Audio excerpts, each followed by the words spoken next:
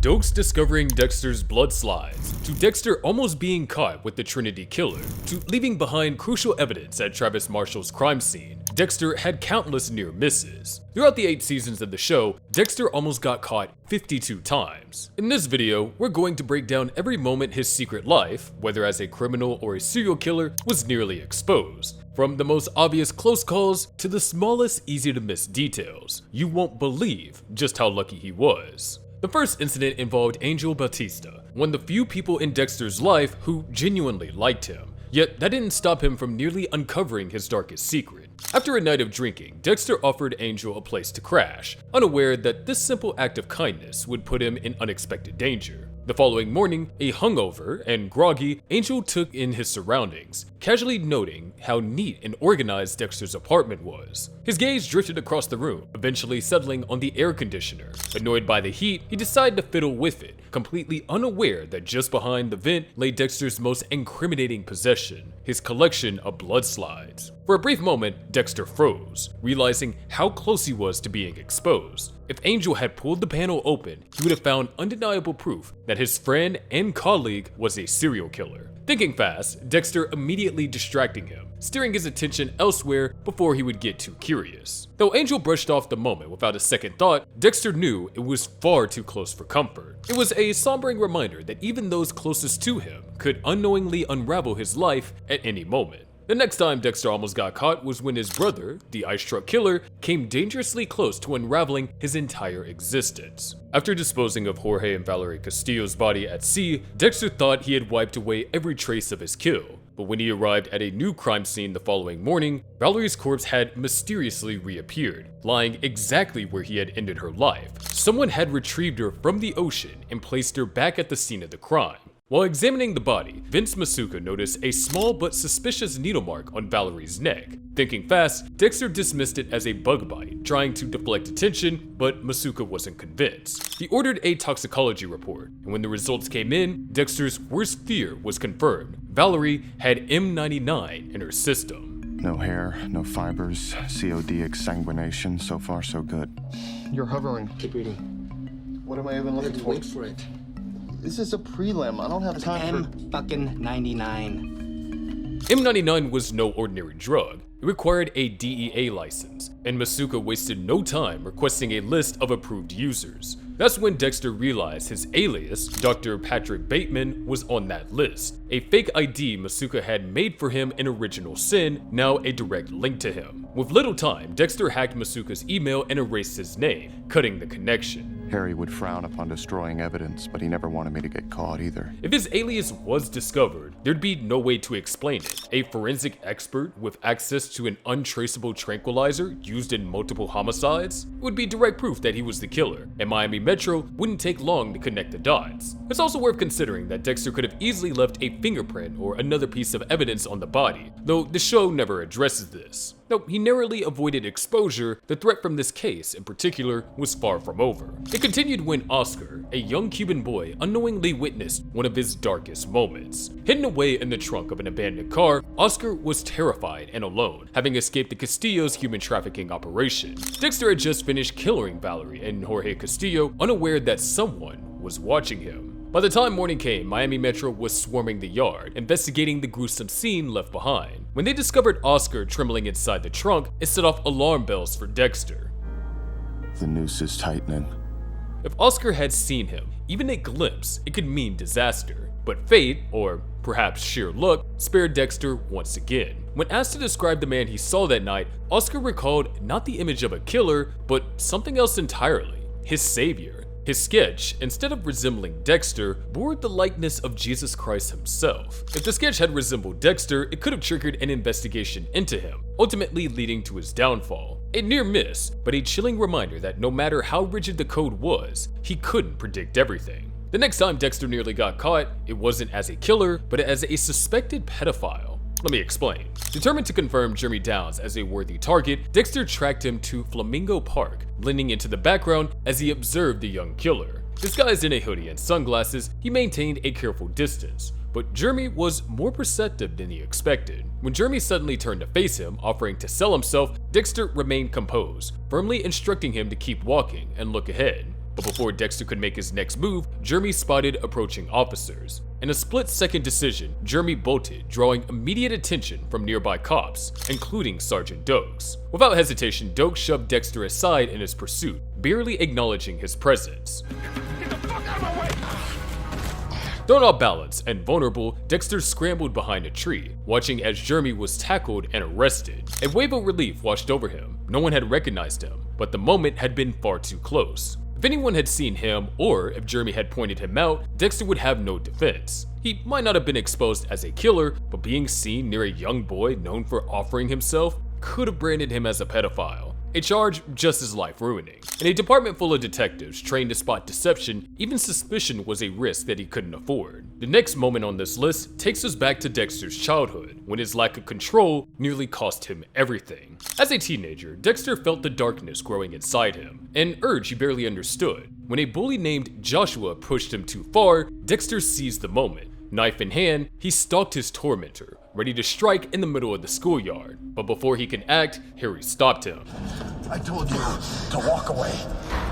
In that moment, Dexter was reckless and impulsive, seconds from exposing himself. Had he killed Joshua, there would be no code, no escape, just a dead boy, an obvious suspect, and a death sentence. Harry's intervention wasn't just about stopping a murder, it was about saving Dexter from himself. From that day on, Dexter knew if he wanted to kill, he had to be patient, methodical, and above all, careful. The next incident came when Dexter, determined to uncover the truth about his father, Joe Driscoll's death, risked exposure for criminal activity. Under the cover of darkness, he broke into the morgue, expecting to find a body he could examine for answers. Instead, he only found a box of cremated ashes, the evidence already destroyed. Refusing to leave empty-handed, he stole the ashes, hoping that they held some clue to his past. But just as he was about to slip away, a security guard spotted him. For a brief moment, Dexter was exposed. If he had been caught, he wouldn't have been outed as a serial killer, but instead as a criminal, shattering his identity as a law-abiding citizen. A Miami Metro blood spatter analyst breaking into a morgue and stealing cremated remains was enough to land him in serious legal trouble. But with quick reflexes, he escaped through a window, vanishing into the night before the guard could get a good look at him. The close call was a reminder, and Dexter's biggest threat wasn't always murder. Sometimes it was the small impulsive crimes that could undo everything. As we move into season 2, Dexter's attempts to take down Little Chino nearly cost him everything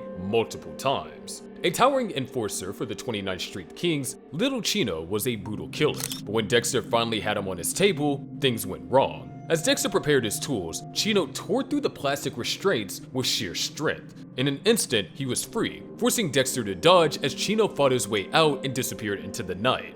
This was a catastrophic mistake. Unlike Dexter's usual victims, Chino wasn't some isolated predator who could disappear without a trace. He was a known figure, connected to one of Miami's most ruthless gangs, and worse, he had seen Dexter.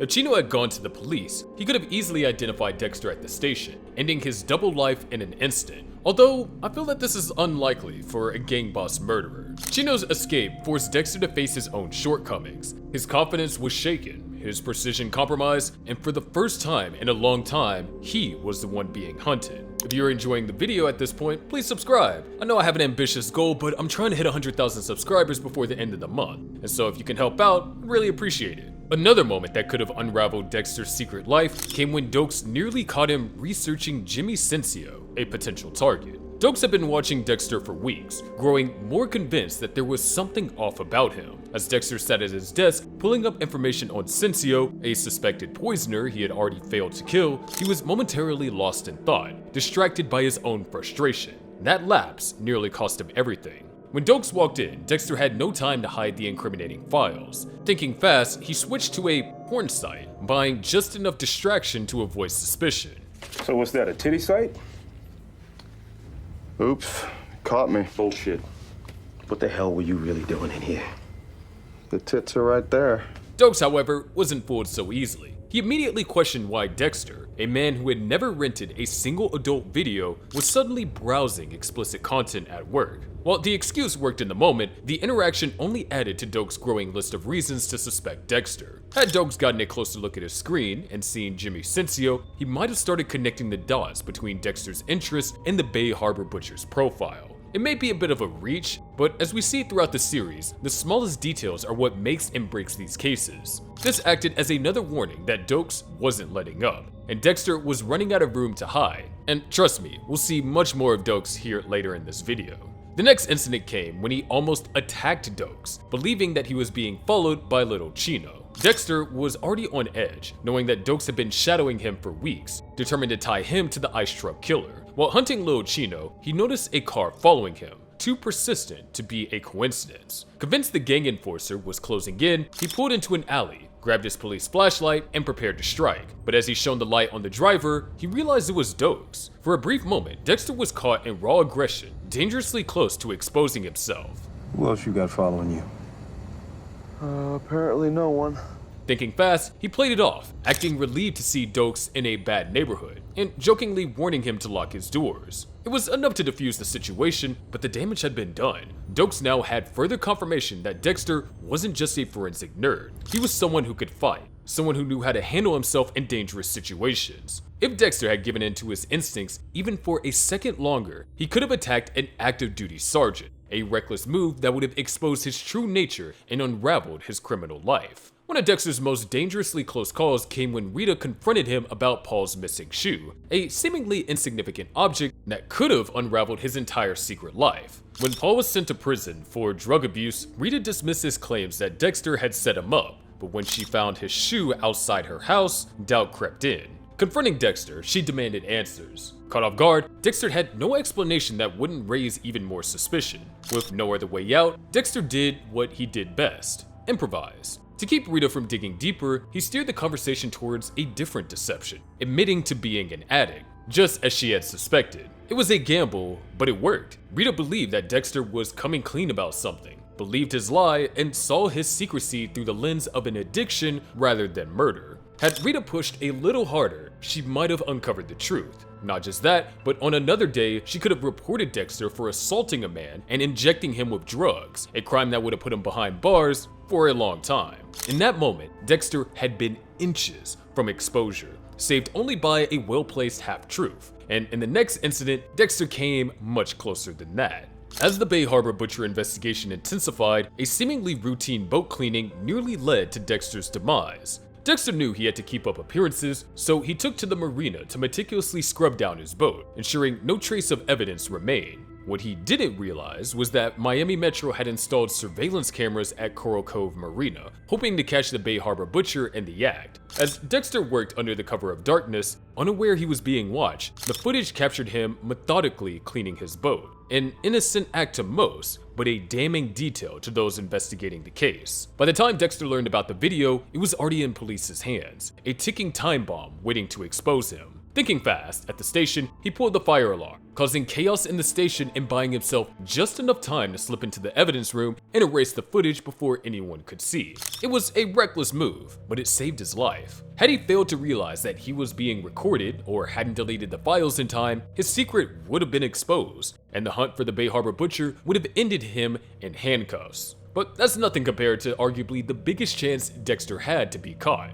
Detective Doakes had always suspected Dexter, but his instincts were confirmed when he broke into his apartment and found a hidden box of blood slides, damning evidence tying Dexter to the Bay Harbor Butcher. It was the smoking gun, undeniable proof that Miami's most infamous serial killer was lurking in their own department. At this point, Doakes was already under scrutiny, with Lundy's task force narrowing their investigation to someone within law enforcement. If Doakes had taken a slide straight to the FBI, Dexter's identity as the Bay Harbor Butcher would have unraveled instantly. His pattern, methods, and crimes would have been exposed, leading to his swift arrest, or at the very least making him the prime suspect. But Doakes acted alone, choosing to test the blood slides himself rather than alerting his colleagues. This fatal miscalculation gave Dexter and Miami Metro the opportunity to turn the tables, ultimately planting the evidence in Doakes' car and making it appear as if it belonged to him.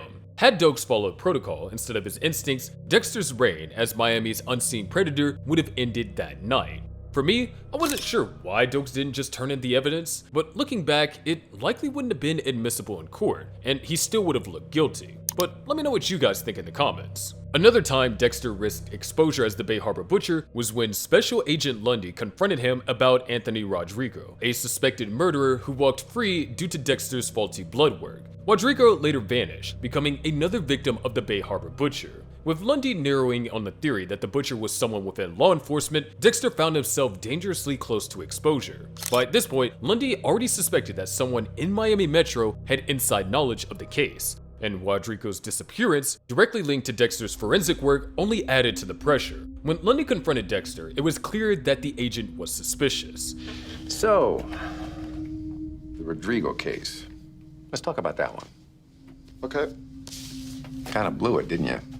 Yet somehow, Dexter managed to convince him, at least for the time being. If Dexter hadn't convinced Lundy, then it could have again made Dexter a prime suspect. Dexter initially insisted his blood work was accurate, but Lundy wasn't easily convinced. As the agent pressed him, Dexter changed tactics, portraying himself as an overworked forensic tech who made an unfortunate mistake under stress. The excuse worked, for now, but the encounter proved how close Dexter was to being caught. Had Lundy pursued a deeper forensic review or re-examined Dexter's past errors, the truth could have surfaced. From that moment on, Dexter knew that he had to be even more careful. One more mistake and Lundy wouldn't need an admission. He'd have proof. Do you want to see a video breaking down whether Lundy knew Dexter was a serial killer? If you do, make sure to subscribe and I'll think about it. One of Dexter's luckiest moments came when he was tasked with analyzing the very blood slides that could have exposed him as the Bay Harbor Butcher. With the FBI closing in and Miami Metro watching, Dexter had to ensure no evidence could link back to him. The investigation had already narrowed its focus to law enforcement, and the FBI had found the blood slides in Doakes' car, sealing his fate as the prime suspect in the Bay Harbor Butcher case.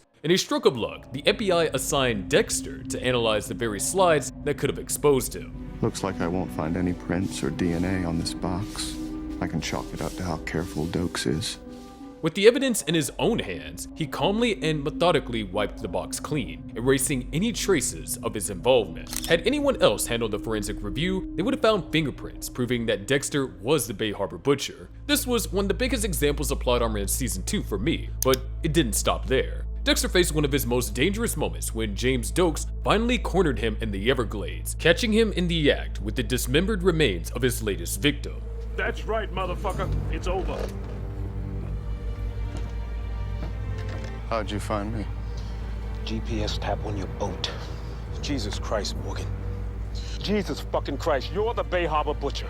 With his gun drawn, Doakes had Dexter exactly where he wanted him, prepared to bring him in as the Bay Harbor Butcher. It was the culmination of weeks of pursuit, and for the first time, Dexter had no plausible excuse, no way to talk his way out. When Doakes moved in to arrest him, Dexter had no choice but to fight back. Doakes managed to graze his leg with a shot, but Dexter quickly overpowered him, knocking him unconscious and locking him in the same cage meant for his victim. Had Doakes successfully arrested Dexter and brought him in, Dexter would have been caught red-handed as the Bay Harbor Butcher, literally. But that wasn't Doakes' only chance to expose Dexter's dark nature. He also had another opportunity. When locked in the remote cabin, he nearly got his hands on Santos Jimenez's phone. While Dexter was away, Doakes spotted the unattended phone, his one chance to expose the truth. Despite being locked up, Doakes had nothing to lose. The moment he saw the opportunity, he lunged for the device, desperation fueling his actions. However, before he could get his hands on it, Dexter returned, and soon after, the phone rang.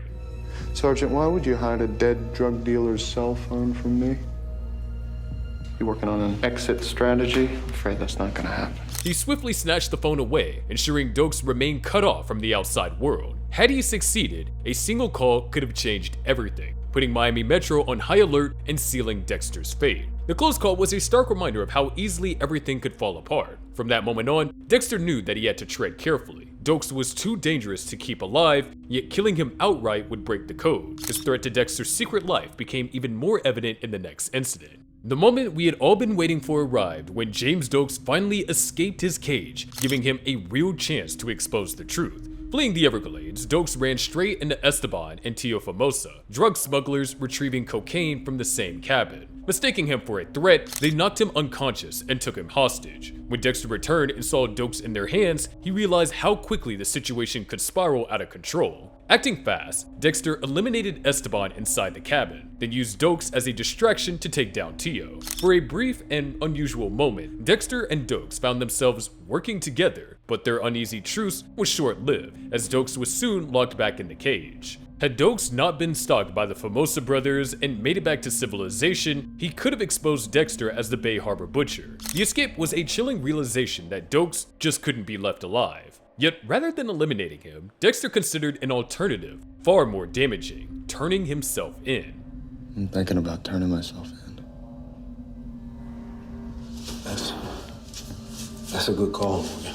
With Miami Metro closing in and Doakes locked away as the prime suspect, Dexter saw the confession as the only way to take control of the situation. But before he could act, Lila got there first. Following his GPS, she found the Everglades cabin and discovered Doakes imprisoned inside. Rather than freeing him, she saw an opportunity to secure Dexter's love in the most twisted way possible. She turned on the propane, lit the gas, and walked away, leaving Doakes to die in the explosion. The blast wiped out all evidence and officially sealed Doakes' fate as the Bay Harbor Butcher. If not for Lila, Dexter would have followed through with his confession, resulting in his arrest as the Bay Harbor Butcher. Instead, the problem was taken out of his hands and his dilemma was solved, but at a cost. The explosion erased his need to turn himself in, but it also made him realize just how dangerously unpredictable Lila truly was. If you're wondering whether that was the last time that Doakes nearly exposed Dexter, think again. The aftermath of the entire ordeal with Doakes brought Dexter dangerously close to being exposed one final time, even after Doakes' death. A post-mortem, I guess you could say. This came when he spotted his own GPS device among the wreckage of the Everglades cabin. The explosion Lila had caused had incinerated Doakes, cementing him as the Bay Harbor Butcher. But the sight of his GPS, the device that Lila had used to track Doakes, sent a chill through Dexter. It was undeniable proof that he had been connected to the scene, a detail that could have undone everything. The GPS was a silent witness to it all, lying there in plain sight. But the chaos of the explosion worked in his favor.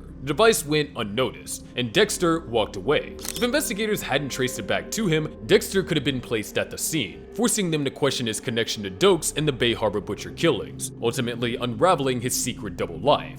Now, if you thought that the close calls in Season 2 were intense, just wait until we get to Season 3. The first time Dexter almost got caught in Season 3 came when he lost his dental crown during a struggle with Oscar Prado, a man that he had no intention of killing. Dexter set out to kill Freebo, but instead, he ran into Oscar. In the heat of the moment, Oscar attacked him, and in the struggle, Dexter's crown tooth was knocked loose. Forced to defend himself, Dexter stabbed Oscar, killing him. Panicked and realizing that he had just broken the code by taking an innocent life, he fled the scene in haste, leaving behind Oscar's body, and unknowingly, his dislodged tooth, a crucial piece of evidence that could link him to the crime. By this point, Dexter had honed his ability to cover his tracks, but this situation was different. Not only had he left the crime scene intact, but Oscar was the brother of the assistant district attorney Miguel Prado, making this a high-profile case. Worse yet, the next day, Miami Metro swarmed the scene, turning it into an official investigation. Realizing the danger, Dexter re-entered the crime scene under the guise of forensic analysis. With careful precision, he retrieved the evidence before anyone could notice. If anyone had spotted his dental crown, forensic analysis would have led straight to him, exposing him as the killer.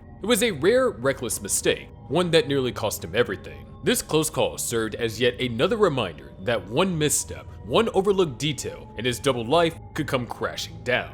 But that doesn't come close to the incident when Miguel Prado unexpectedly arrived at the scene of his latest kill. By this point, Dexter was already walking a dangerous tightrope. The murder of Oscar Prado had created complications, and now Miguel, Oscar's grieving brother, was obsessed with hunting down Freebo himself. Dexter's carefully structured world was becoming increasingly unpredictable, forcing him to improvise more than ever. He had no choice but to eliminate Freebo before Miguel or anyone else got to him first. Just as Dexter finished his kill, Miguel's unexpected arrival turned a simple murder into a crisis. Seeing Dexter's bloody hands, Miguel's first instinct was shock, but Dexter quickly took control of the situation. He fabricated a story on the spot, claiming he had tracked Freebo down the forensic work, but was attacked and forced to kill him in self-defense. Miguel, emotionally vulnerable and desperate for closure, believed the lie. In fact, he was grateful. I'm gonna tell you something. I wasn't sure that I could do this. But you did. You did.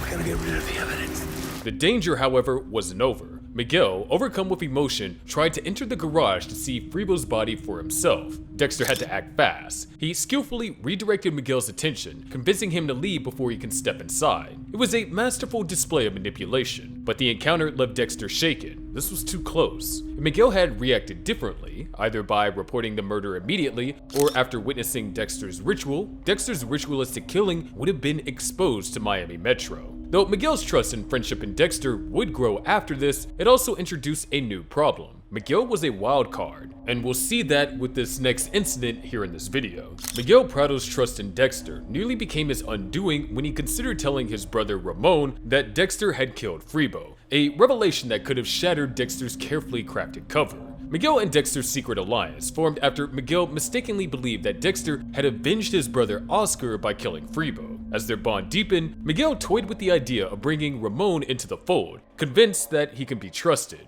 Don't worry, Ramon will always put family first. We worked too hard to get to where we are. He would never jeopardize that. And we can trust him. However, Ramon was erratic, emotionally unstable, and consumed by his obsessive hunt for Freebo. The tension reached its peak when Miguel insisted that telling Ramon would help him find closure. Dexter, knowing that Ramon was too reckless to trust, pretended to agree while secretly planning to prove how unstable he was. When Miguel called Ramon to share the truth, Dexter had already baited Ramon into a drunken confrontation at a bar, leading to his arrest. With Ramon subdued, Miguel finally realized what Dexter had known all along. His brother was too unpredictable to trust with the truth. If Miguel had gone through with his plan, Ramon's emotional instability and connections in law enforcement could have put Dexter under suspicion, risking the exposure of his secret life as a killer. Now, what Dexter did here was actually pretty smart in my opinion. In Season 3, Episode 5, Wendell Owens was dangerously close to exposing Dexter, a moment that could have sent shockwaves through Miami Metro. As a young drug runner for Freebo, Wendell had seen Dexter at Freebo's house just before Oscar Prado's murder. When Deborah brought Wendell in for questioning, Dexter knew a single moment of recognition could make him a suspect, not just in Oscar's death, but in Freebo's disappearance. With tensions high, Dexter avoided all contact, keeping his head down and staying out of sight. But his relief was short-lived. Wendell's mother refused to let him talk, and within hours, Wendell was found murdered, skinned by the very killer Miami Metro was hunting. Had Wendell lived long enough to see Dexter at the station, his criminal life could have unraveled fast. Instead, his silence, whether by fate or the Skinner's blade, kept Dexter's secret safe, at least for now, as Dexter's rising tensions with Miguel nearly led to him to being caught. Dexter's alliance with Miguel Prado was always fragile, but the growing tensions nearly led to Dexter's downfall. At first, Miguel was a willing accomplice, eager to embrace Dexter's dark methods, but as his thirst for control grew, so did the danger. Miguel's arrogance made him unpredictable, and when he killed defense attorney Ellen Wolf without following the code, Dexter knew he had a problem. Worse, Miguel started throwing his weight around, subtly threatening Dexter with his influence over law enforcement and city officials. The situation escalated when Dexter stole Ellen's ring, evidence that could tie Miguel to the murder. Miguel retaliated by planting seeds of suspicion, hinting that he could use his power to expose Dexter. The rooftop confrontation made it clear Miguel was out of control and willing to destroy anyone in his way. I am the last person you want to fuck with, because I will fuck you back in ways you never even imagined. Out of context, this sounds a bit questionable, but we move on. Had Miguel followed through on his threats, Dexter's carefully constructed life would have crumbled. But instead, Dexter took the only path left, eliminating Miguel before he became a real threat. What began as a dangerous partnership ended in a kill room, proving once again that anyone who gets too close to Dexter's secret doesn't live long enough to expose it. Which brings me on nicely to the last incident of Season 3, Dexter's life as a predator nearly got turned into that of prey when he became the target of George King, better known as the Skinner. King, a brutal torturer, was obsessed with finding Freebo, the man Dexter had secretly killed. Miguel Prado manipulated the situation by directing King's suspicions towards Dexter, making him a target. From the moment King started watching him, Dexter's carefully constructed life was at risk. If Miami Metro discovered Dexter had been abducted, it would raise immediate questions. Why would a ruthless serial torturer want a quiet blood spatter analyst? Why was Dexter spared when most of King's victims were mutilated and left to be found? Now, it may be a bit of a reach, but it's definitely possible. Dexter's abduction was a rare moment where he was at someone else's mercy, tied to a table, facing the kind of fate that he usually delivered. He knew exposure was just one mistake away, but his survival instincts kicked in. He broke free, overpowered King, and killed him just as the police arrived. Had Dexter failed to escape, the consequences would have been devastating. A missing Dexter would have launched an investigation, and a surviving King could have exposed dangerous secrets. Instead, Dexter staged King's death as an accident, keeping his secret intact. However, it wasn't long before his life as a serial killer was almost exposed again. Dexter carefully managed double life, nearly collapsed when he crashed his car while transporting the remains of Benito Gomez. Exhausted from juggling fatherhood and his dark passenger, Dexter fell asleep at the wheel, causing his vehicle to flip multiple times. The real danger wasn't the crash itself, but what was inside. Bags filled with Benny's dismembered remains. If first responders had arrived before Dexter regained consciousness, they would have found something far worse than an injured forensic analyst. The discovery of a mutilated body in his trunk would have led to his almost immediate arrest as a murderer. But luck was on Dexter's side. He awoke just in time to clear the wreckage before anyone arrived, disposing of Benny's remains before they could be found.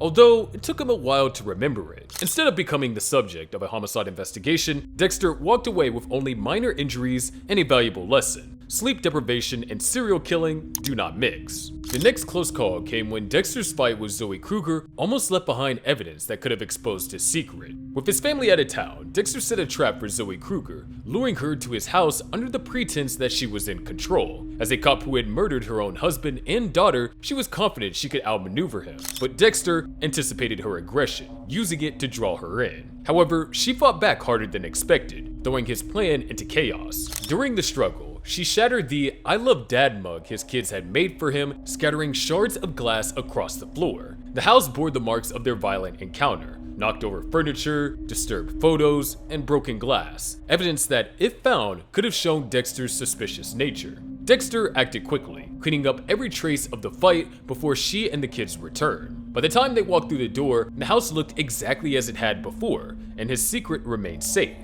You're home. Yeah, we made it. The wedding was exhausting. If Rita had arrived moments earlier, she would have seen the wreckage and questioned what had happened. But yet again, Dexter clutched up just in time. Whilst some of you may have remembered that incident, I guarantee you none of you will remember the next close call. Dexter came dangerously close to exposure when he and Arthur Mitchell found themselves approaching a DNA checkpoint, a moment that could have shattered both of their lives. Miami Metro had launched a targeted DNA sweep, aiming to match evidence from the Trinity killer's crimes. As they walked in line, Dexter knew Arthur's DNA would have inevitably exposed him as the infamous serial killer, but sitting next to him, Dexter would have found himself in an impossible position. If Arthur was caught, Dexter's presence in the car would have raised immediate suspicion. Why was an average family man and forensic analyst traveling with a brutal murderer? Any investigation into their connection could have led authorities down a path towards Dexter's own dark secrets. However, a red card ahead of them made a sudden U-turn, avoiding the checkpoint. I think this gentleman in the red car has the right idea. This line is endless. What say we take the scenic route?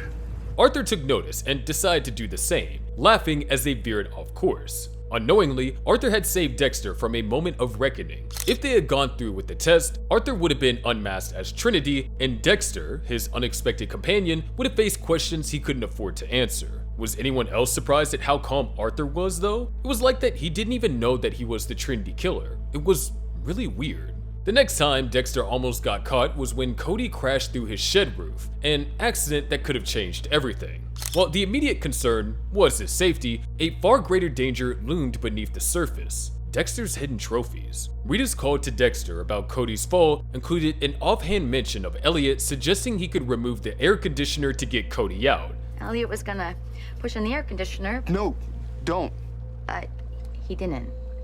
He took off the door with an axe. That air conditioner was a crucial piece of Dexter's cover, concealing his blood slide collection behind it. If Elliot had followed through and pried it off, he would have uncovered dozens of blood samples, each one clear evidence to Dexter's life as a serial killer. Even if Elliot didn't immediately grasp their significance, the discovery would have led to questions, suspicion, and a potential investigation that could unravel Dexter's carefully maintained facade. Fortunately for Dexter, Elliot took a less invasive approach, and by the time Dexter arrived, the situation was under control. His secret space remained intact, But the close call was a harsh reminder that even the most meticulous plans could unravel due to something as minor as a child's accident or a well-meaning neighbor's curiosity. This was a close call that I didn't really notice when I first watched the series. Did you?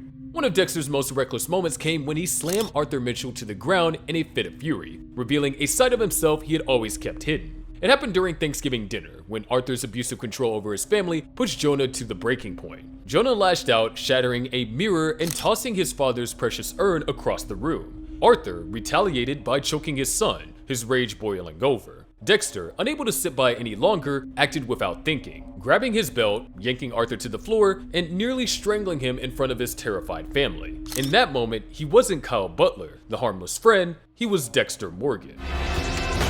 I should have fucking killed you when I had the chance. Sally and Rebecca's scream snapped him out of it, their fear painting him as the villain. If they had gone to the police, Dexter would have likely been charged with assault, branding him as a criminal and raising questions about why he was there in the first place. Worse still, if he had killed Arthur outside of his ritual, it would have almost certainly led to his exposure. Instead, he fled, shaken by the loss of control. But that's not the only time his involvement with the Mitchells almost threatened his secret. Dexter faced another close call when the FBI raided Arthur Mitchell's home, leaving him with only moments to think on his feet or risk being caught red-handed. Dexter had broken in moments before, hoping to search for any last traces of Arthur's escape plan, but his timing couldn't have been worse. The sound of approaching sirens sent a jolt of panic through him. If he was caught trespassing in the home of a known serial killer, questions would be asked, and answers would be difficult to fabricate. Dexter had been walking a dangerous line for weeks, manipulating both his personal and professional life while hunting Arthur. Now, the net was closing. With Miami Metro and federal agents swarming the property, Dexter barely managed to slip into Arthur's garage, hiding inside the very coffin Arthur had built for himself. As agents stormed the house, Dexter was only a few feet away from being discovered, with little time to react. When he finally emerged, he played the role of an official forensic examiner, pretending to have already been inside before the raid. How'd you get here so fast? Words everywhere. If anyone had noticed his unaccounted presence or questioned why he was there alone, the illusion he had meticulously maintained could have unraveled, and it very almost did again when Rita died. Now, one of the most heartbreaking moments in the show, Rita's death, also brought Dexter dangerously close to being caught. In the aftermath of her murder, Quinn grew suspicious of Dexter's lack of an alibi, sensing that something didn't add up. While everyone else saw Dexter as a grieving husband, Quinn noticed the inconsistencies. His detached demeanor, his absence at the time of the crime, and the eerie calm in his 911 call. What made things worse was Dexter's own words, hence Deborah found him standing outside his house holding a crying Harrison. Rita's inside. It was me. A simple phrase meant to convey guilt and grief, but one that, in the wrong context, could be interpreted as a confession. I definitely thought that Dexter was going to confess here. By this point, Quinn had already been skeptical of Dexter's behavior, and with Masuka's revelation about Rita kissing Elliot on Thanksgiving, he had even more of a reason to dig deeper. The way Dexter handled the situation, avoiding eye contact, failing to express the emotions expected of a devastated husband, only made him look more suspicious. If Quinn, or others, had pushed harder, or if anyone had truly questioned the meaning behind "it was me," Dexter could have become the prime suspect, unraveling his life as a criminal and killer. I gotta tell you, Dexter, don't say things like "it was me." People will misunderstand. However, professional courtesy among law enforcement worked in his favor. His colleagues saw him as one of their own, making them less inclined to scrutinize him the way they would any other suspect. As a result of Rita's death, we see Dexter act impulsively in a way that we'd never seen before, coming dangerously close to complete self-destruction. The next person who nearly exposed Dexter was Rankin, though not in the way most would expect. Unlike the detectives who had spent years hunting for a serial killer, Rankin was nothing more than a loudmouth with a bad attitude. Yet, he came dangerously close to being the cause of Dexter's downfall. At a gas station, still spiraling from Rita's death, Dexter encountered Rankin, who went out of his way to provoke him. His words, crude, cruel, and dripping with mockery, poked at an open wound. In any other situation, Dexter would have walked away. But this wasn't any other situation, was it? Consumed by grief and rage, Dexter followed Rankin into the gas station restroom. My wife died and it was my fault. Well, I'm real sorry for your fucking loss, but your dead wife can suck my dick.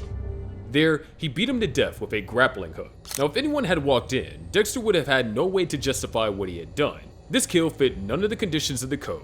It was sloppy, reckless, and worst of all, public witnesses were nearby. Cameras were rolling, and he had no plan to clean up the mess. He could have very easily been caught as a killer. This moment shattered the illusion of control that Dexter had spent his entire life maintaining. Without his code, without his rituals, he was just another killer driven by impulse. And for the first time, he wasn't sure if he can stop himself from doing it again. Boyd Fowler was one of Dexter's more unsettling targets, but before he could make his move, he nearly got caught red-handed. While breaking into Boyd's house to investigate, Dexter found disturbing evidence: human hair trophies, a locked attic door, and a loaded handgun. Before he could dig deeper, Boyd unexpectedly returned home for lunch. Suddenly, Dexter was trapped. At this point, Dexter was still recovering from Rita's death, and his usual precision was slipping. He was operating on instinct, not careful planning, making this moment especially dangerous. If Boyd had spotted him, Dexter would have no easy explanation for his presence, and Boyd could have called the police, reporting Dexter. Although it seems unlikely that a convicted felon with a violent past would have called the police, the possibility can't be ignored. As Boyd casually moved through the house, listening to his self-help tapes, Dexter had to silently maneuver his way out, avoiding creaking floorboards and hiding in the shadows. The tension was suffocating. One wrong step, one sound, and Dexter would have been exposed. He managed to slip out undetected, but the close call was a stark reminder he was off his game. His grief was making him reckless, and if he didn't regain control soon, he wouldn't just risk exposure, he'd risk death. The next close call came, once again, with Boyd, when Dexter's planned execution of him took an unexpected turn. While stalking Boyd for his involvement in the Barrel Girl gang, Dexter moved in for the kill. Just as he injected Boyd with M99, Boyd, acting on pure instinct, fired a tranquilizer dart straight into Dexter's chest. Within moments, both men collapsed, unconscious in the middle of an open field. With both him and Boyd unconscious, they were at the mercy of anyone who found them. The situation escalated when a passing motorist spotted the two unresponsive men and called 911. Paramedics arrived, transporting them both to the hospital, where law enforcement could have easily pieced things together. If Boyd had reported what Dexter had done to him, he would have exposed his secret life as a criminal. Fortunately, Boyd covered for him, lying to the paramedics and claiming that he accidentally shot Dexter before feigning himself, probably so that he can do with Dexter himself. Before we move on to the next incident, I just want to say, did anyone else find Boyd Fowler kind of likable, apart from his heinous crimes? Comment down below what you thought of him. I personally think that he's underrated. Lumen was one of the few people to ever witness Dexter in the act of murder, and her reaction nearly led to his downfall. When she saw him plunge a knife into Boyd Fowler's heart, her instincts took over. She ran. As she bolted from Boyd's house, fear and adrenaline fueled her every step. She didn't know who Dexter was or why he had killed Boyd. All she saw was that she had been held captive, and now her supposed savior was a murderer. If she had gone to the authorities, they would have discovered Boyd's body, traced his final interactions back to Dexter, and with Lumen's testimony, his entire secret life would have been unraveled. Fortunately for Dexter, he caught up to Lumen before she could get away. Still, the encounter forced him into a rare moment of improvisation. Rather than kill her, he took a gamble. He let her live. This moment of hesitation changed everything, leading to one of the most unique alliances of his life. And subscribe if you're enjoying the video at this point. I mean, you're already 40 minutes in, so why not? If you thought that Joey Quinn had to let go of his suspicions by this point, then you'd be wrong. He was never one to ignore a gut feeling, and when he saw the FBI's sketches of Kyle Butler, something clicked: Dexter. While the rest of Miami Metro dismissed the drawings as vague, Quinn saw a striking resemblance. I mean, I'm surprised only he did, to be honest. I mean, it looked exactly like him. The thought alone was enough to send his mind racing. If Dexter was Kyle Butler, that meant that he had ties to the Trinity Killer, and given Rita's murder, the implications were enormous. At this point, Quinn was already skating on thin ice, defying orders by digging into the case. He knew that pursuing Dexter without solid evidence could put his career in jeopardy, but he couldn't let it go. Determined to prove his theory, he tracked down Jonah Mitchell, Arthur Mitchell's son, and confronted him with a photo of Dexter, pressing him to confirm if this was Kyle Butler. Hey, don't be afraid. I'm a cop, Miami Metro. Do I know you? I think I know who Kyle Butler is. Do you recognize this man? The move was reckless and could have exposed Dexter right then and there. If Jonah had pointed a finger at him, law enforcement may have had no choice but to investigate. Fortunately for Dexter, the FBI handler intervened, arresting Quinn before he can get an answer. In the long term, Mitchell protected Dexter's identity as Kyle Butler, although I'm not sure why. Though Quinn was suspended for his actions, I do think that it would have been interesting if he knew for certain that Dexter was Kyle Butler. In the long term, he hired Liddy because of his suspicions, but we'll get onto that soon. Dexter's near downfall with Lance Robinson was a perfect example of how one misstep could have unraveled his double life. Lance was a predator who lured unsuspecting men into deadly encounters, making him an ideal target for Dexter. With a carefully staged online ad and an RV set up for the kill, Dexter expected the night to go as planned. But just as he wrapped up his ritual, everything spiraled out of control. A desperate call from Lumen, asking help with Dan Mendel, forced Dexter to abandon the scene, leaving an unconscious Lance locked in his trunk. Dexter raced across the city to help her, unaware that his night was far from over. While trying to contain Lumen's crisis, his situation took a dangerous turn. Lance woke up. By the time Dexter returned to his car, his would-be victim had escaped, sprinting towards freedom at the same time Miami Metro arrived at the scene. Had Dexter not caught Lance, strangled him in a last-minute scramble, Lance would have ran right into the arms of Miami Metro, ready to tell them all about Dexter's ritualistic tendencies. Dexter ultimately staged a double homicide with Dan Mendel and Lance Robinson, so bizarre that even Miami Metro dismissed it without suspicion, and Masuka was just being his usual weird self. Thanks to Masuka's keen expertise, Deborah will be able to close this case. Evidence will go into a banker's box and be filed away, eventually transferred to a storage facility in Bradenton. Stan Liddy came dangerously close to exposing Dexter's double life when he photographed him and Lumen dumping black trash bags into the ocean. By this point, Liddy's obsession with Dexter had reached a boiling point. Tasked with investigating him by Quinn, he had been gathering intel for weeks, but this was his first real breakthrough. Solid visual evidence of Dexter engaging in highly suspicious activity. Dexter, unaware that he was being watched, believed he was disposing of Cole Harmon's remains under the cover of darkness. But as he and Lumen carried out their task, Liddy captured every move with a telephoto lens, collecting the kind of incriminating evidence that could dismantle Dexter's carefully constructed life. Had Liddy shared the photos with the department, it would have been the beginning of the end. Your boy Dexter Morgan is lady friend on his boat at 3 a.m. in the morning, and they are not fucking. What's in the bags? Something heavy. I'm thinking narcotics, maybe a body. While Liddy thought it was drugs, those at Miami Metro would have connected the similarities to the Bay Harbor butcher case, and I'm certain that Dexter would have been exposed. Now, I'm sure most of you remember that incident, but I'm just as certain that the next one has likely slipped under your radar. In Season 5, Episode 10, Masuka unknowingly came close to uncovering Dexter's secret when he nearly caught him tampering with crucial evidence. DVD footage that could have exposed Lumen and linked Dexter to the Barrel Girl case. With Miami Metro uncovering a set of DVDs documenting the victim's torture, Dexter realized that Lumen's ordeal had been recorded, and that footage could lead straight to them. Knowing he had to act fast, he staged a risky swap, scratching a blank disc and replacing the original before anyone could see it. But just as he was about to make the switch, Masuka stood in his way, ordered to guard the evidence. Masuka unknowingly placed himself between Dexter and disaster. A single mistake here, Masuka glancing at the real disc before Dexter swapped it, would have exposed Lumen, raised question about Dexter's involvement, and shattered his cover as a forensic analyst. In a moment of pure improvisation, Dexter knocked over the entire stack of DVDs, using the distraction to pull off the switch. By the time Masuka recovered, Dexter had already placed the decoy disc, escaping suspicion yet again. This moment was a chilling reminder. His greatest enemy wasn't just the criminals he hunted, but the colleagues who trusted him. If Masuka had been paying just a little more attention, Dexter's secret life as the duo killer would have come crashing down, and it very almost did.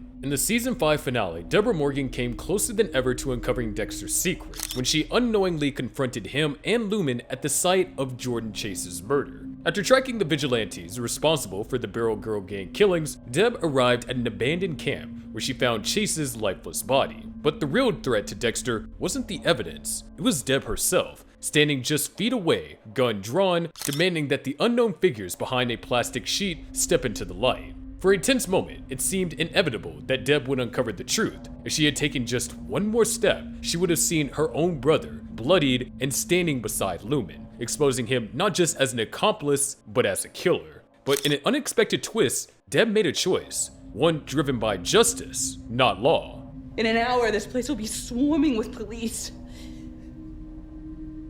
If I were you, I'd be gone by then.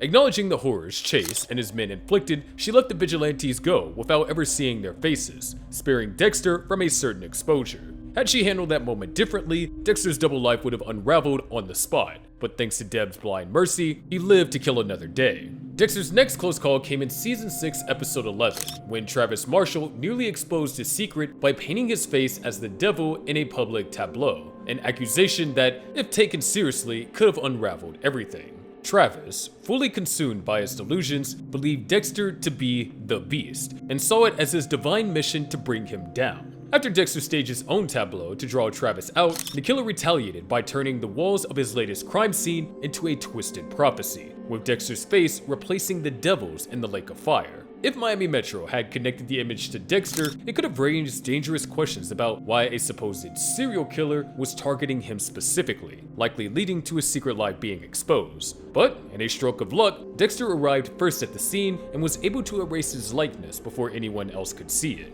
Without that quick action, his colleagues, especially Deborah, might have started looking at him in a new, incriminating light, and Deborah eventually did. Deborah catching Dexter killing Travis Marshall in Season 6, Episode 12 was the closest he ever came to immediate exposure. In shock, she held him at gunpoint, but Dexter quickly manipulated the situation, fabricating a self-defense story and convincing her to help cover it up by staging a suicide. Had Deb arrested him in that moment, Miami Metro would have uncovered his hidden life. The blood slides, the plastic wrap bodies, and the Bay Harbor butcher case would have been reopened, leading to his downfall.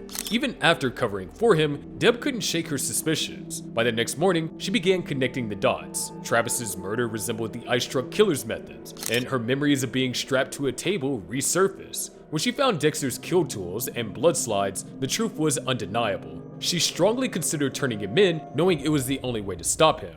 Had she done so, Dexter's arrest would have triggered a full-scale investigation, exposing years of murders. But her love, fear, and denial kept her from pulling the trigger, for now, allowing Dexter to remain free, though his life was now hanging by a thread, especially as Deb and Dexter had done a sloppy job of cleaning up the Travis Marshall crime scene.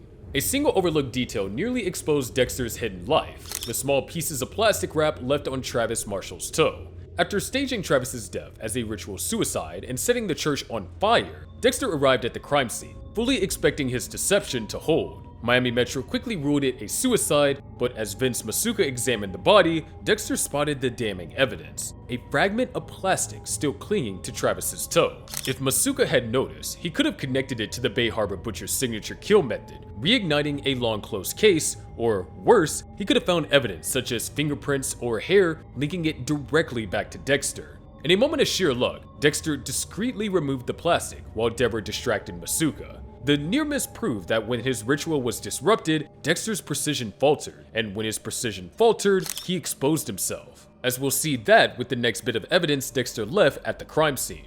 The discovery of a blood slide at Travis Marshall's crime scene was the first real crack in Dexter's carefully constructed double life, and it is Maria LaGuerta who found it. A seasoned investigator with a sharp political mind, LaGuerta had always played the system to her advantage, but this time, she was driven by something deeper, clearing James Doakes' name.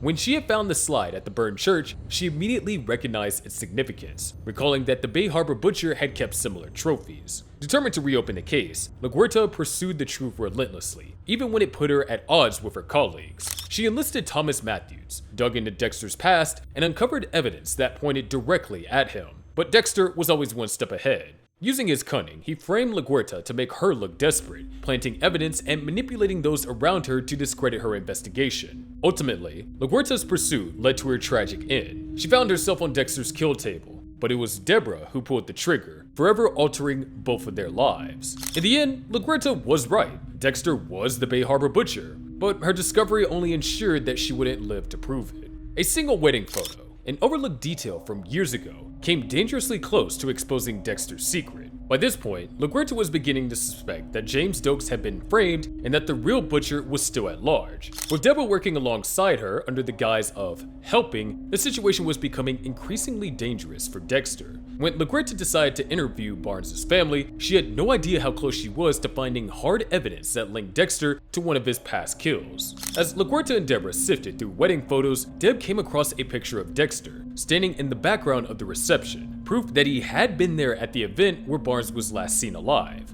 This is a big wedding. A lot of pictures.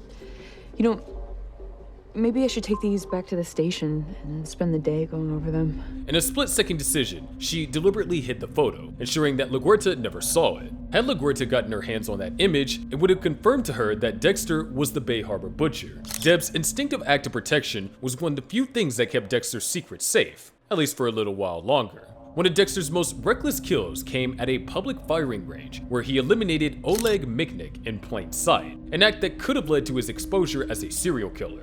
Unlike his usual methodical approach, Dexter was forced to act quickly, ambushing Oleg at the public firing range. With no time for elaborate preparation, he took a huge risk, stabbing Oleg from behind while surrounded by potential witnesses. Had anyone turned their head at the wrong moment, Dexter would have been caught red-handed. The range's isolation worked in his favor, as the other shooters were too focused on their own targets to notice the swift execution. Even so, disposing of Oleg's body outside his usual controlled environment was an added risk, making it one of Dexter's sloppiest kills. If the body had been discovered too soon, or if security footage had captured any suspicious movement, Dexter's double life would have crumbled. However, his ability to blend in, combined with Oleg's reputation as a ghost in the underworld, allowed the murder to go unnoticed. It was a reminder that no matter how careful Dexter was, the unpredictability of public kills could always be his downfall. One of Dexter's closest calls came when he lured Hector Estrada into a shipping container, only to realize too late that he had walked into LaGuerta's trap. LaGuerta was closing in, convinced that Dexter was the true Bay Harbor butcher. She had arranged for Estrada's release, using him as bait to draw Dexter out.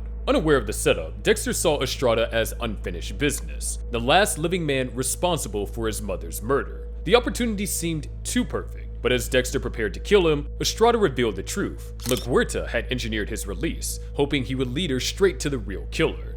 That fucking cop bitch, the one who got me out. Oh yeah, they said that there was a big push for my release from the captain of Miami Metro. LaGuerta. She fucking set me up. Before Dexter could process the implications, the sounds of approaching officers shattered his focus. LaGuerta was already en route, ready to catch him red-handed. Acting fast, Dexter attempted to flee with Estrada, but the old man took his chance and escaped, diving into the water before disappearing into the darkness. For the first time in years, Dexter was the one being hunted. LaGuerta had outplayed him, and if he wasn't careful, his secret life would soon come crashing down. One of Dexter's closest surprise came when Hannah McKay was arrested and sent to prison, holding the power to expose his darkest secret. By this point, Dexter had turned on Hannah, providing Deborah with the evidence needed to put her behind bars for Sal Price's murder. But sending Hannah to prison meant placing his trust in a killer he had betrayed, one who knew exactly who and what he was. If she wanted revenge, she had the perfect opportunity to destroy him. Despite her anger, Hannah chose silence. When Dexter visited her, she made it clear she would never turn him in, though not out of fear, out of love. If you're worried I'm gonna tell people what you are, then don't worry. Your secret is safe with me. But her fury still burned beneath the surface. As they kissed, she bit his lip hard enough to draw blood, a small act of vengeance for his betrayal. Had Hannah been a different person, she could have told the authorities that Dexter was a serial killer out of revenge and that they would have to consider it. But her escape soon proved that she had no intention in spending her days behind bars. As Dexter wiped the blood from his lip, he knew that he had gambled with his own life, and this time, love has saved him. Angel Batista unknowingly stumbled upon one of Dexter's greatest risks when he discovered LaGuerta's old warrants to track Dexter and Deborah's phone records. After LaGuerta's death, Batista had taken over her office and was sorting through her belongings when he found the documents she had once used in her investigation. These warrants, tied to the Travis Marshall case, contained phone records that placed both Dexter and Deb at the scene of the church fire, implicating them directly. But Batista, ever the naive optimist, dismissed them without a second thought. Warrants. To trace Dexter's and Deb's phone. Right to the end, she couldn't let it go. If Batista had been more curious and less willing to dismiss LaGuerta's suspicions, he could have followed the breadcrumbs that led directly to Dexter. Instead, Batista, believing LaGuerta had obsessed herself into a fatal mistake, dismissed the warrants and tore them up. He chose to see LaGuerta's downfall as a consequence of her relentless pursuit, rather than the unfinished work of a cop who was doing it right all along. Dexter was never even aware of this close call. Had Batista decided to take a closer look at the records, he may have seen the undeniable connection, and Dexter may have had to kill another one of his colleagues. The next incident, though, Dexter was certainly aware of. Dexter's search for Lyle's Sussman nearly cost him everything when he broke into Sussman's house, unaware that danger was closing in fast. At first glance, the house was unremarkable, a reflection of its owner, ordinary, quiet, and absent of anything overtly sinister. Dexter moved through the space methodically, searching for signs of Sussman's whereabouts. The lifeless houseplant suggested that he hadn't been home in days, but a photograph of him outside a hunting cabin hinted at a possible hideout. Just as Dexter processed this clue, flashing lights pierced through the windows. Police cars screeched to a halt outside, their doors swinging open as officers rushed towards the entrance. In an instant, Dexter was in a rat trap, caught in a place he had no business being. Without hesitation, he slipped through the back exit, vanishing into the night just as the first officer stepped inside. Had he been a second slower or left a single trace behind, the intrusion would have sparked suspicion, forcing Miami Metro seasoned detectives to view Dexter in a far more criminal light. But this was nothing compared to his next close call. Dexter Morgan's impulsive decision to kill El Sapo could have directly led to Dexter's exposure, as she left behind crucial evidence linking her to the crime.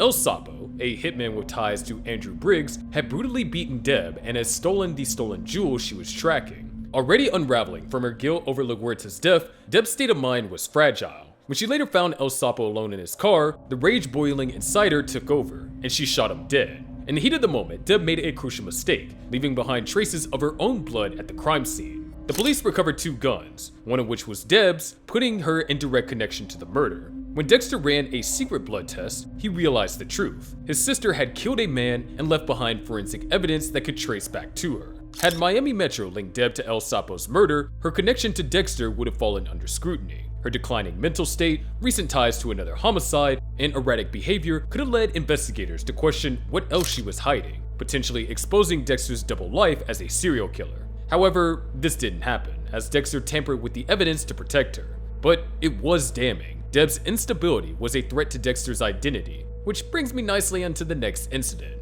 The moment Dexter seemed closest to being exposed came when Dexter Morgan, drunk and guilt-ridden, recklessly confessed to killing Maria LaGuerta, risking not just herself, but Dexter's entire secret. For months, Deb has been drowning in guilt over LaGuerta's death, her once unshakable moral compass shattered. When she stumbled into Miami Metro, intoxicated and emotionally unstable, she told Quinn outright, I don't want coffee, I want to confess. You want to confess to what? Kill LaGuerta. It was more than just a slip, it was an open door to the truth. If Quinn had pressed further, she might have kept talking, revealing not only her own crime, but also Dexter's role in LaGuerta's downfall. If anyone at Miami Metro had taken her word seriously, an investigation could have been reopened. LaGuerta had already suspected Dexter of being the Bay Harbor butcher. If this department started digging, they might have connected the dots. His history of forensic expertise, his proximity to suspicious deaths, and Deb's erratic behavior after LaGuerta's disappearance. Recognizing the threat, Dexter took extreme measures. He rushed to the station, injected Deb with M99, and carried her out, pretending she had passed out from exhaustion. It was a desperate act to silence her before she can say anything more. If he hadn't intervened, Deb's breakdown could have been the first domino to topple his entire secret life. This scene was just really sad, to be honest. It wasn't nice seeing Deb in such a broken down state. One of Dexter's closest calls came not from a detective or a criminal, but from his own son. Dexter's decision to let Harrison keep the blood-stained toy dog was a seemingly small mistake that could have had catastrophic consequences. The stuffed animal, unknowingly soaked in Andrew Briggs' blood, was a direct link to one of Dexter's kills. After Dexter eliminated the criminal in a parking lot, Harrison later found the toy, which had been contaminated at the crime scene. When Harrison confronted his father about lying, Dexter had a choice to dispose of the toy or let his son keep it. Against his better judgment, he allowed Harrison to hold onto it, instructing him to keep it under the bed. Had anyone in law enforcement, or worse, someone like Quinn, discovered the toy and tested the blood, Dexter's secret life could have unraveled. A forensic analyst finding an unsolved murder victim's DNA on a toy inside the home of a blood spatter expert would have raised immediate red flags. Even Harrison's innocent actions, such as showing it to Jamie or taking it to daycare, could have led to someone noticing the stain. In the end, Dexter's desire to maintain a sense of normalcy with his son made him careless. Had the wrong person connected the dots, that little stuffed dog could have been the tiny detail that took down Dexter. Dexter's hunt for Zack Hamilton was a high-risk operation, but having Quinn unknowingly in the mix made it dangerously close to disaster. Zack had been under Dexter's watch for some time, and his pattern of stalking crime scenes with his camera was becoming increasingly suspicious. After discovering undeniable proof that Zack had murdered Norma Rivera, Dexter set out to eliminate him before he could strike again. However, Quinn, eager to prove himself, had also taken an interest in Zack and began tailing him independently, forcing Dexter to adjust his approach. While staking out Zack outside the Cypress Harbor Yacht Club, Dexter realized that Quinn was watching from the Bay Terrace restaurant, waiting for Zack to make a move. In a desperate attempt to divert him, Dexter called Jamie and suggested she invite Quinn over, knowing he wouldn't pass up on the opportunity. The plan worked. Quinn abandoned his post just as Zack got out of his car. As Zack moved in, Dexter quickly subdued him with M99, dragging him out of sight just before Quinn's car pulled up. With only seconds to spare, Dexter leaned against a building, hiding Zack's unconscious body while keeping his composure. Hey, I know what you're doing. Quinn. You playing detective? Watching Zack? Yeah, you caught me. I'm going to see Jamie. Keep an eye on Zack. If Quinn had arrived just moments earlier, he would have caught Dexter in the act, and the entire facade of Dexter's double life could have crumbled on the spot.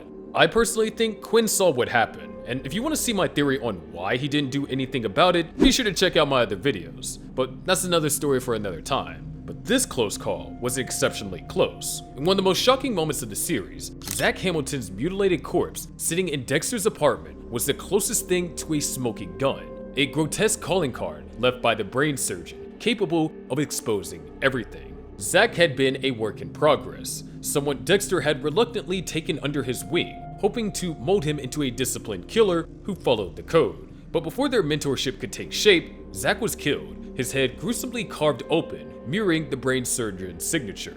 When Dexter returned home and found Zack's lifeless body staged at his desk, panic set in. Had anyone else walked in first, Miami Metro, Deborah, or even Jamie, it would have raised immediate suspicion. A known murder suspect, freshly mutilated in Dexter's private space? There would have been no logical explanation, only the unavoidable question, why was Zack here? If Miami Metro had launched an investigation into Zack's disappearance and discovered that he had been in frequent contact with Dexter, a search warrant could have followed. That would have been catastrophic. One slip, one overlooked bloodstain, and Dexter's hidden world would have come crashing down. Even as he disposed of the body, he knew just how close he had come to being fully unmasked. Me personally, I was really sad when Zack died. I kinda wanted to see that father-son killing relationship.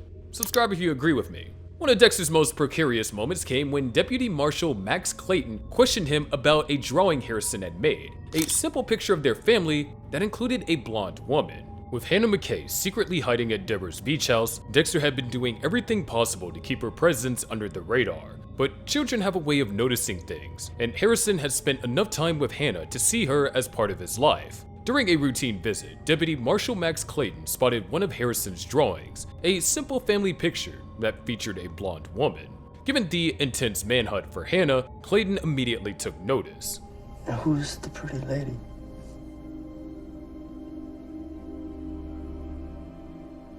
That's my mom. Had Harrison explicitly said her name or identified her as someone he had recently seen, Clayton would have known she was still in Miami. If that had happened, law enforcement would have zeroed in on Deborah's house, leading to Hannah's immediate arrest. And with Hannah caught, Dexter's entire escape plan would have crumbled, leaving him with no way out and placing him under direct suspicion. Though Clayton dismissed the drawings as an image of Rita, Dexter knew how dangerously close his son had come to unknowingly sealing his fate, and it's not the only time that Harrison nearly exposed him. Hannah McKay, taking Harrison to urgent care, was a reckless move that could have led directly to Dexter's downfall. With law enforcement actively searching for Hannah, she had been lying low at Deborah's beach house, avoiding any public exposure. But when Harrison injured himself on Deb's treadmill, Hannah had no choice but to take him to urgent care, unknowingly putting herself in the spotlight. The moment she stepped into the clinic, the risk escalated. A nurse at the front desk reported seeing a blonde woman matching Hannah's description, checking in a child named Harrison Morgan.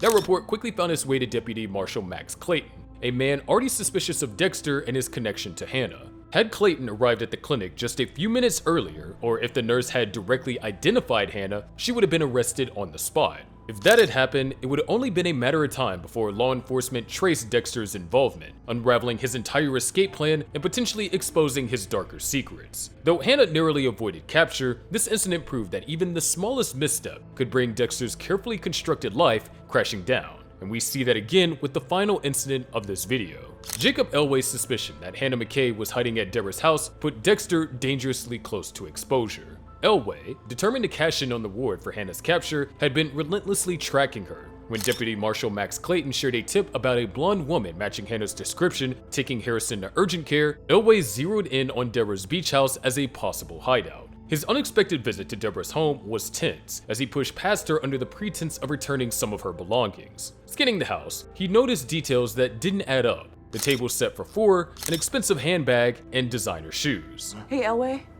I really appreciate that apology, but I've got a lot of shit to do, so could you kindly get the fuck out of my house? Had Elway pressed further or caught a glimpse of Hannah, she would have been arrested on the spot, and the authorities would have inevitably traced Dexter's involvement. If that had happened, Dexter wouldn't have just lost his chance to escape. He would have been exposed as an accomplice to a fugitive and likely placed under intense scrutiny, making it nearly impossible for him to slip away undetected. Though Deborah managed to drive him out, Elway remained on high alert, proving that Dexter's perfect escape plan was far more fragile than he realized. Dexter had narrowly avoided disaster, but the incident made one thing clear. Hannah's presence in Miami was no longer sustainable. The walls were closing in, and with every passing hour, their escape became more urgent. And that's it. At the end of season 8, Dexter faked his death after realizing that indirectly he had destroyed everyone around him. Despite countless close calls throughout the series, he was never actually caught. So if you enjoyed this video, once again I'm going to ask you to make sure you subscribe, and I'll see you in the next video about what would happen if Rita discovered Dexter's secret.